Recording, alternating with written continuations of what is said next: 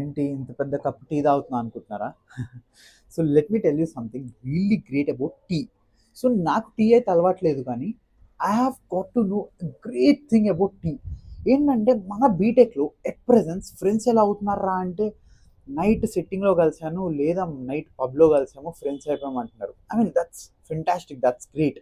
కానీ ఒకప్పుడు more over జనరలైజ్డ్గా చెప్తున్నా, బీటెక్ స్టూడెంట్స్కనే కాదు, ఒకప్పుడు ఒక టీతో ఫ్రెండ్షిప్ స్టార్ట్ అయ్యేదంట.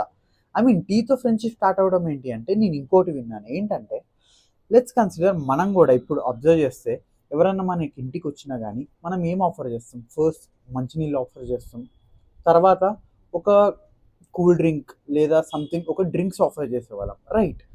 బట్ నీకు ఒక బెస్ట్ ఫ్రెండ్ కలిసిన నిన్ను లేదా నువ్వు ఎవరితో బాగా టైం స్పెండ్ చేయాలన్నా they offer a cup of tea. Yes, I'm telling frankly. ఎందుకు కప్ ఆఫ్ టీ? ఆ వాటర్ ఆర్ మంచినీళ్ళు కూడా ఇవ్వచ్చు కదా, లేదా డ్రింక్స్ కూడా ఇవ్వచ్చు కదా అంటే, సి టీలో మ్యాజిక్ ఏంటి అంటే అది చాలా హాట్ ఉంటుంది, రైట్?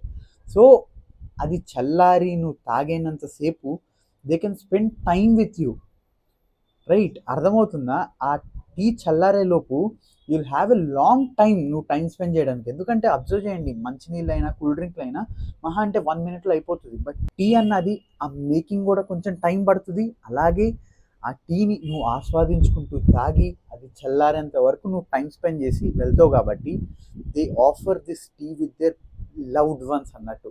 సో అలా మోస్ట్ ఆఫ్ ద టైం ఇప్పుడు కూడా ఎట్ ప్రెజెంట్ బీటెక్లో నేను చదువుతున్నప్పుడు ఈవెన్ నౌ టీకి ఆ ఫ్యానిజం అలానే ఉంది. మీరు టీ లవర్సా లేదా విస్కీ లవర్సా? Let me know in the comments.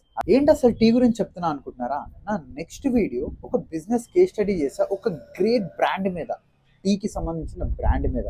So stay tune for that. Have a great day.